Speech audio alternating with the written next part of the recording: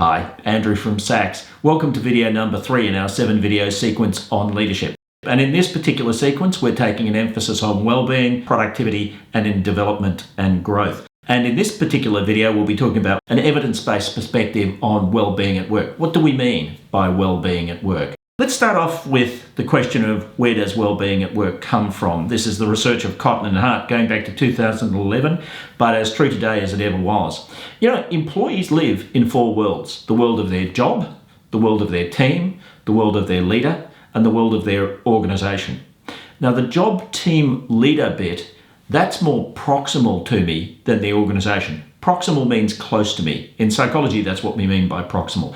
Things that are close to me are proximal, things that are far away from me are distal.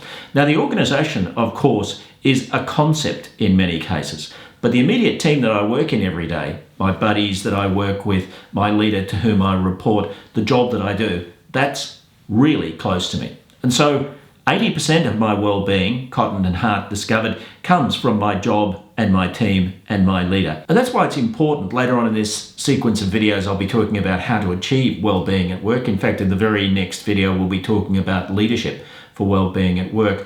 If you deal with things at the organisational level, you're dealing with 20% of the potential well-being. Productivity, by the way, works the same way.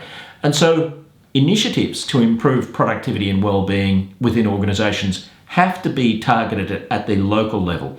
Corporate initiatives often fail for this reason. So here's a definition for well-being at work. In the last video, we talked about positive emotions, and we showed you Gottman's magic ratio. 5 good things for every bad thing is acceptable. And at work, often a proxy for positive emotions is a thing called engagement. Engagement is I am energized, I'm motivated, I believe in what I'm doing, I care about it, I'm trying to get better at it. All those positive emotions. If you have more of that engagement, then you're likely to have higher levels of well-being within each team, but also at the individual level. If I'm working in a team where I have high levels of engagement, that also helps things like my physical health. So positive emotions, you must have enough of those. The second component is psychosocial risk.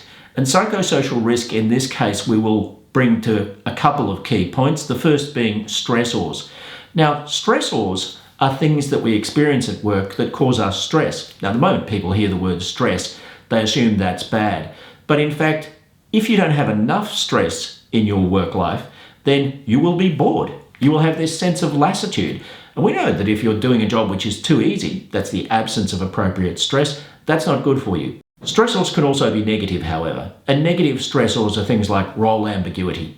It's also things like my psychosocial interactions. Are people being nasty to me? Or are they being nasty to each other and I'm seeing that? It's also things like bad leadership. So I'm not getting along with my boss. Those are negative stressors. And you'll see that we talk about pressure and distress. Pressure. That's a sense where the pressure is building on me, the job is getting on top of me, I feel oppressed by this job. That's a really common psychological self-report from people who are having well-being issues at work, that I feel that the job is kind of looming over me and causing me to be suppressed. The second is psychological distress. Psychological distress is things like this job is making me anxious, this job is making me fearful, this job is making me self-conscious. When you have negative experiences, they tend to portray themselves in either of those 2 characteristics. One is a build-up of pressure, and the other is an increase of negative emotions like anxiety, depression, anger, those kinds of emotions. Those being the 3 emotions of the fight, flight, and freeze response.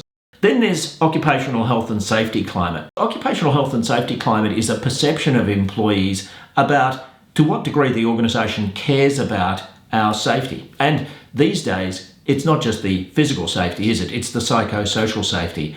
Are we working in an environment where we feel safe and where we feel that we're able to grow and that we're able to prosper? So occupational health and safety climate, when it's high, betokens a higher level of well-being in amongst employees. When it's low, it betokens an environment where people feel that the organisation really isn't that concerned about those well-being matters. And the final component here is diversity climate. Diversity climate is the degree to which employees believe that an organisation is kind of inclusive or exclusive of groups. So an inclusive organisation is one that demonstrates by its behaviours, well, I don't really care about your ethnic background, your sexual preferences, your religious preferences, whatever.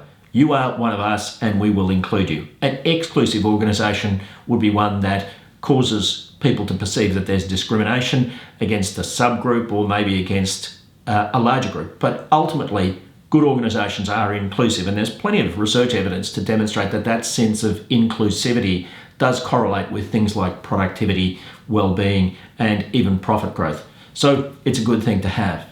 So the next component is work engagement, and that's really the positive emotions that I spoke about earlier. Engagement these days is held to have 3 key characteristics. The first is vigour, and vigour is the sense that I come to work energised. The second is dedication, which is all about being committed to what I'm doing, thinking that it's important, trying hard, trying to improve my skills.